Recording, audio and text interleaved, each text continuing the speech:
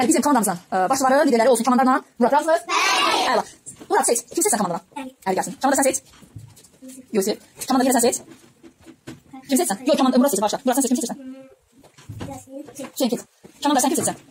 Hayal seçir. Yaxşı. Murat sen kim seçsen? Eşkin gel. Komanda sen kim seçsen? Yaşadı. Git. Deməli. Yaşasın götür ki. Xəyalın yanına. Ha sağ ol. Axırda kim seçir? Murat sen kim seçsen? Hadi gel. Komanda ki o təsir eləməyin. Komanda sen kim seçsen? Kimi? Şeyler gel, sen seçir. Murat sen kim seçsen? Hadi gel. Sen kim seçsen? Komanda. Ellerden bir sana. Kimi? Bu sana gel. Eller gelir Murat'ın komandasına. Aha. Kimse kızlardan seçirsen. Kim seçsen Murat? Kimi? Leyla. Gel Leyla. Murat komanda sen kim seçsen? Adı nedir? Kim seçer? Ruslan yanı seçer orada. Murat sen kim seçsen? Kimi? Fidan gel. Komanda kim seçsen? Sen de gel. Murat Ali'yi ters verme. Murat kim seçsen? Kimi? Gel Afrik git. Komanda sen kim seçsen? Esra. Olan komandasına gitti. Murat sen kim seçsen yine? Nezmi. Komanda kim seçsen? Rukaya yoksa gel Fatime. Geç Fatime. Sen de komandasın. Rukaya'da oldu. Sınıf tarafa. Sektöre. 1, 2, 3. Reşat at. Aferin. Reşat attı. Başla.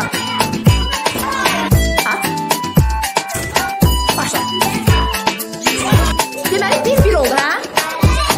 Başla. Başla. Başla. Başla. Başla. Başla haydi. Okay, now listen up. We're gonna tell you a story. A story about 4 guys.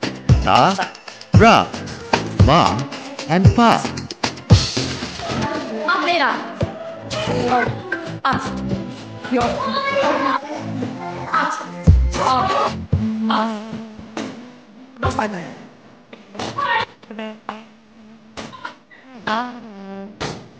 At. At.